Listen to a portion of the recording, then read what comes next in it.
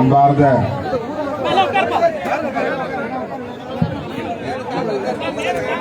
திருவாய்ப்பாடி கிராமத்தை சார்ந்த பெரியோர்களே, தாய்மார்களே, எனது அன்பு சொந்தங்களே,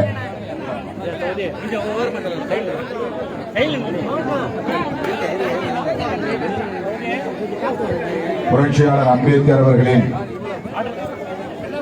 வெண்கல திருவுருவச் சிலை நிறுவுவதற்கான அடிக்கல் நாட்டும் நிகழ்வை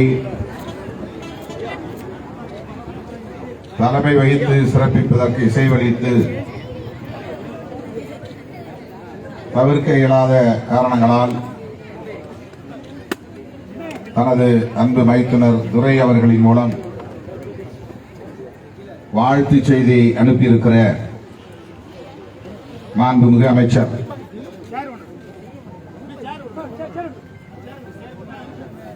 முனைவர் கோவி செழியன் அவர்களே, அவர் சார்பாக இங்கே வருகின்றிருக்கிற திரு துரை அவர்களே,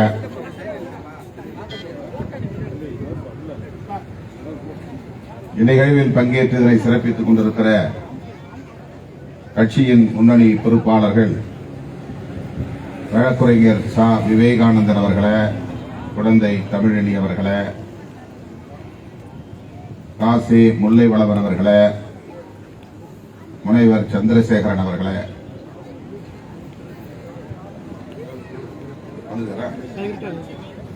வழக்குரைஞர் ஆ இளங்கோவன் அவர்களே, மாவட்ட தலைவர் சு ராஜா அவர்களே மற்றும் இந்த சிலை அமைப்பு குழுவில் இடம்பெற்றுள்ள தோழர்கள் இரா ஆற்றலரசு அவர்களே, பேராசிரியர் ரவி அவர்களே, மா சீதாராமன் அவர்களே, மு மேகநாதன் அவர்களே, மா சிவக்குமார் அவர்களே, ஆ தமிழ்ச்செல்வன் அவர்களே, ஜே விஜயகுமார் அவர்களே, விவசாய தொழிலாளர் முன்னணி அமைப்பாளர் கா பாலகுரு அவர்களே, ஒன்றிய செயலாளர் தா முருகப்பன் அவர்களே,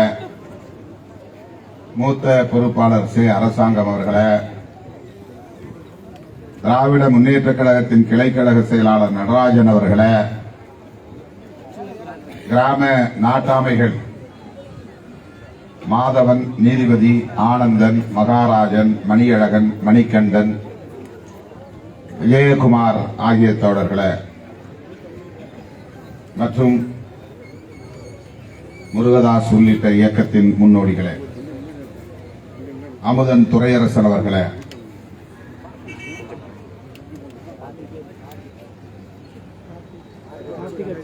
கார்த்திக் அச்சுதன் அவர்களே,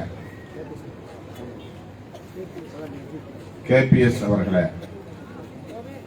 திரளாக கூடியிருக்கிற இந்த கிராமத்தை சார்ந்த பெரியோர்களே, தாய்மார்களே, என் உயிரின் உயிரான விடுதலை உங்கள் அனைவருக்கும் என்னுடைய பணிவார்ந்த வணக்கத்தை தெரிவித்துக் கொள்கிறேன். தவிர்க்க இயலாத காரணங்களால் இன்றைக்கு சிலை திறப்பு நிகழ்ச்சி தள்ளி போயிருக்கிறது. பட்டா இடத்திலே சிலை நிறுவுவது என்று முடிவெடுத்து அமைச்சர் கோவி செழியன் அவர்கள்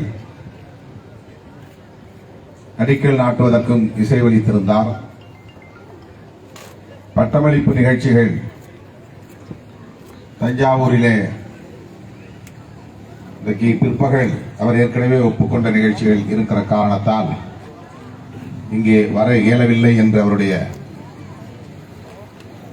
சார்பில் அருமைதுரை அவர்களை அனுப்பி வைத்திருக்கிறார். ஆகவே விரைந்து அந்த இடத்திலே பீடம் நிறுவப்படும். நம்மை எல்லாம் மனிதர்களாய் தலைநிமிர வைத்த நம்முடைய மகத்தான தலைவர் புரட்சியாளர் அம்பேத்கர் அவர்களின் வெண்கலத்தால் ஆன முழு திருவுருவச் சிலை நிறுவப்படும் என்பதை மகிழ்ச்சியோடு தெரிவித்துக் கொள்கிறேன். அடிக்கல் நாட்டுவதற்காகவும் இந்த கிராமத்திற்கு வருகிற வாய்ப்பு எனக்கு கிடைத்திருக்கிறது. மீண்டும் சிலையை திறப்பதற்காகவும் இங்கே ஒரு வாய்ப்பு உருவாகி இருக்கிறது என்பதை எண்ணி நான் பெரிதும் மகிழ்ச்சி அடைகிறேன். கிராமத்து பொதுமக்கள் அனைவரும் ஒற்றுமையாக இருந்து இந்த சிலையை நிறுவுவதற்கு ஒத்துழைப்பு அளிக்க வேண்டும் என்று வேண்டுகோள் விடுக்கிறேன். புதிதாக எங்கேயும் அம்பேத்கர் சிலைகளை நிறுவ முடியாது. அண்மையிலே கூட முதல்வர் தலைமையிலே நடைபெற்ற மாநில விழிப்பு மற்றும் கண்காணிப்பு குழு கூட்டத்தில் வேதனையோடு அந்த கருத்தை நான் பகிர்ந்து கொண்டேன். என்னதான் உச்சநீதிமன்றம் தீர்ப்பு இருந்தாலும் ஒரு தேசிய தலைவரின் திருவுருவச் சிலையை திறப்பதற்கு இவ்வளவு நெருக்கடிகள் இருப்பது வேதனை அளிக்கிறது. காவல்துறையை சார்ந்த அதிகாரிகளும் வருவாய்த்துறையை சார்ந்த அதிகாரிகளும் எல்லா வேலைகளையும் தூக்கி போட்டுவிட்டு அம்பேத்கர் சிலை வைக்கிற இடங்களுக்கு பொக்லையனோடு வந்து விடுகிறார்கள். மணிக்கணக்கிலே காத்து கிடக்கிறார்கள், இரவு பகலாக காத்து கிடக்கிறார்கள்.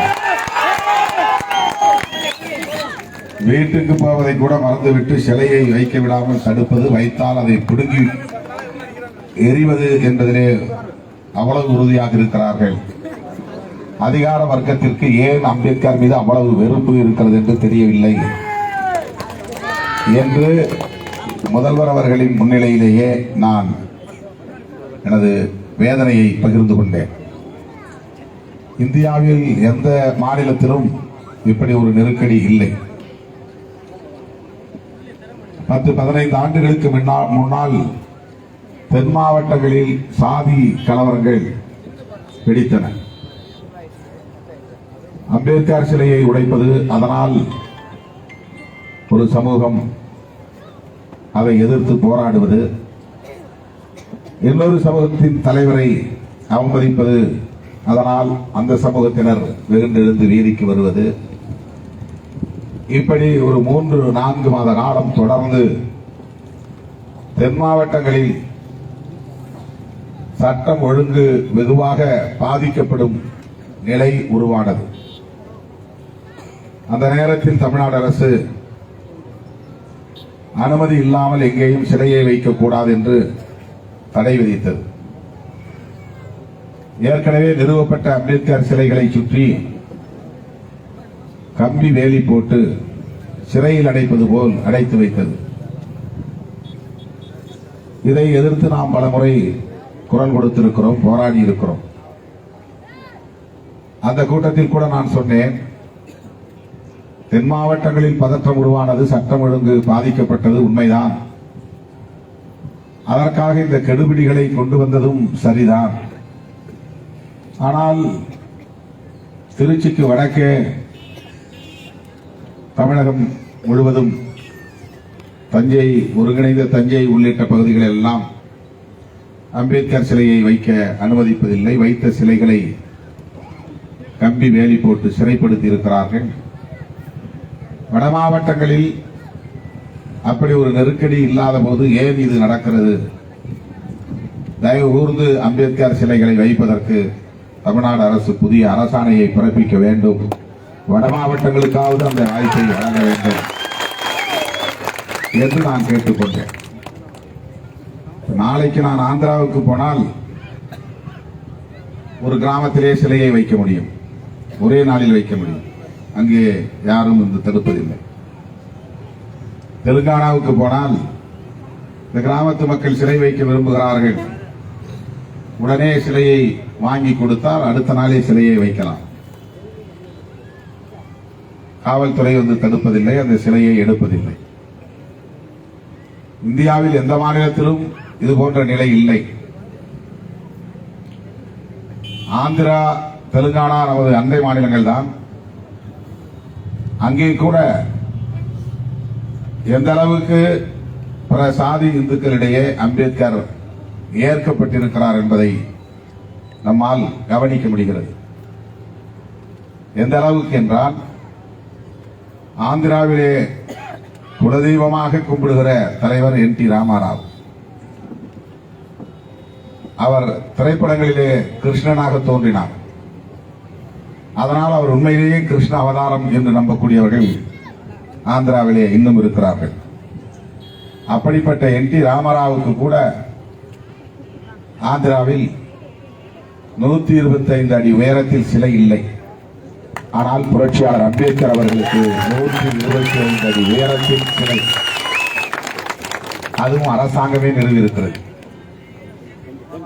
50 ஏக்கருக்கு மேல் நிலம் ஒதுக்கி பிரமாண்டமான பீடம் அமைத்து சிலை மட்டுமே 125 அடி உயரம். இப்ப இங்க நிறுவ போறது 8 அடி உயரம் தான். அப்படின்னா எத்தனை மடங்கு பாருங்க. 12 8 10 என்பது 12 96, அதை விட அதிகமாக போகுது. 15 8 120, 16 மடங்கு. இங்க வைக்க போற சில மாதிரி 15 16 மடங்கு உயரம். அப்படின்னா நாம நின்னா அவர் காலடிக்கிட்ட தான் போய் நிற்க முடியும். முழங்கால அளவு தான் நாம நிற்க முடியும் அந்த சிலையில. பீடமே மிக உயர்ந்த பீடம். இது ஆந்திராவில் மட்டுமல்ல, தெலுங்கானாவிலும். ஹைதராபாத் எவ்வளவு முக்கியமான சிட்டி. இந்தியாவிலே மிக முக்கியமான மாநகரங்களும் ஹைதராபாத் ஒரு மாநகரம். அந்த மாநகரத்தில் சட்டமன்றம் அமைக்கப்பட்டிருக்கிற பகுதியில் சட்டமன்றத்திற்கு முன்னால் 125 அடி உயரத்தில் KC ராவ் அந்த மாநிலத்தின் முதலமைச்சர் அம்பேத்கருக்கு சிலை திறந்திருக்கிறார். அது மட்டுமில்லாமல் புதிதாக சட்டமன்ற வளாகம் கட்டி அந்த சட்டமன்ற வளாகத்திற்கு தலைமைச் செயலகத்திற்கு பாபா சாஹிப் டாக்டர் அம்பேத்கர் தலைமைச் செயலகம் என்று பெயர் சூட்டியிருக்கிறார்கள்.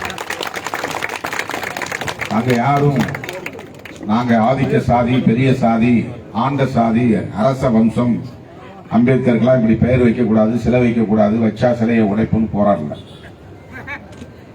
அம்பேத்கர் சிலையை அங்க யாரும் அவமதிப்பதில்லை. அங்க காப்பு நாயுடு, கம்மா நாயுடு, ரெட்டி, இவங்க தான் பெரிய சமூகம். தொடர்ந்து அவங்க தான் ஆட்சிக்கு வருவாங்க. ஆனா அங்க அம்பேத்கருக்கு 125 அடி உயரத்தில் 50 60 ஏக்கர் பரப்பளவில் நிலம் ஒதுக்கி சிலையை நிறுவுவதற்கு ஒட்டுமொத்த சட்டமன்ற உறுப்பினர்களும் அரசியல் கட்சி தலைவர்களும் இசைவளிக்கிறார்கள். அந்த அளவுக்கு அங்க ஒரு சமூக நல்லிணக்கம் உருவாகி இருக்கிறது. தமிழ்நாட்டில் தான் இன்னும் அம்பேத்கர் சிலையை வச்சா செருப்பு மாலை போடுறது, கல்லெடுத்து அடிக்கிறது, அவமதிப்பு செய்கிறது, காவல்துறை வருவாய்த்துறை அதிகாரிகளுக்கு கண்ணை உறுத்துகிறது.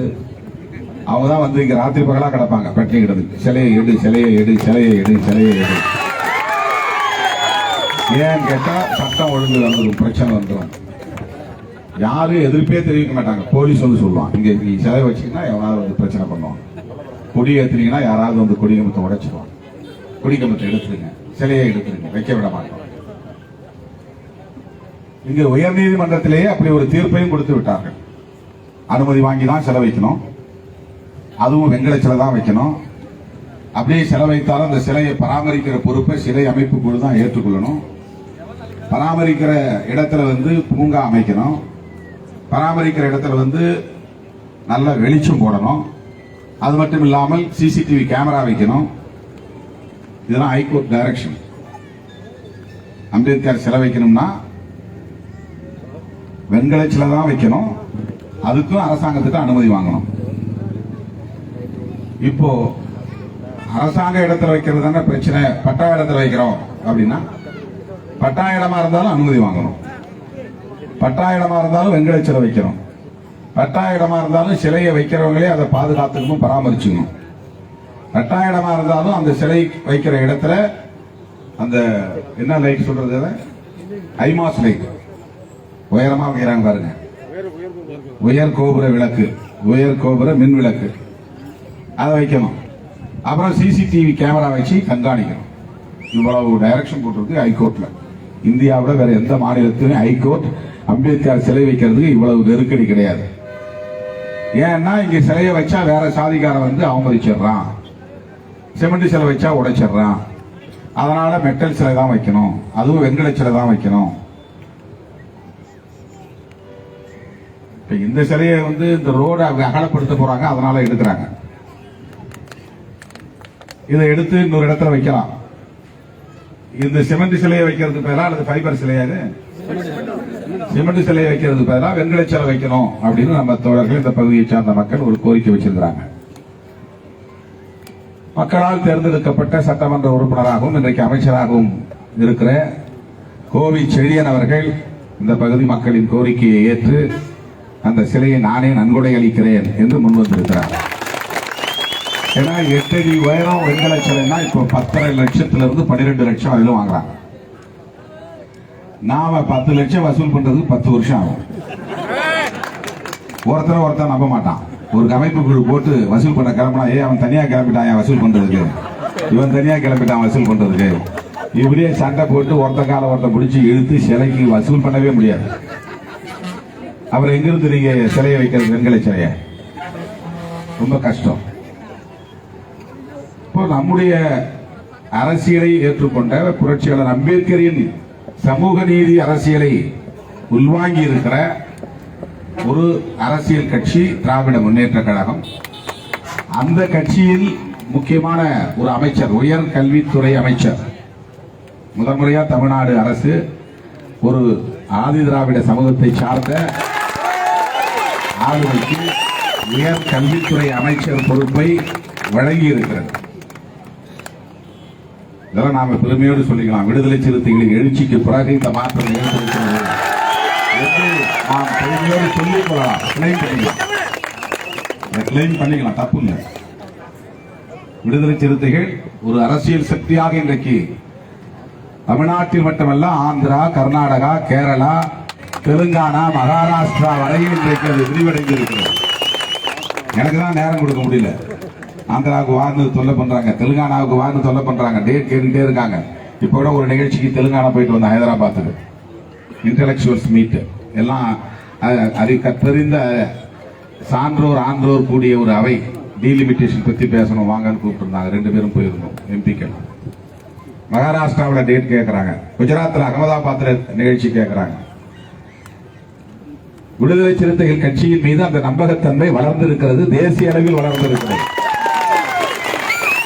அப்படி ஒரு மகத்தான அரசியல் சக்தியாக இன்றைக்கு நாம் வளர்ந்திருக்கிற சூழலில் தமிழக அரசியல் களத்திலும் சில பரிணாம வளர்ச்சி ஏற்படுகிறது.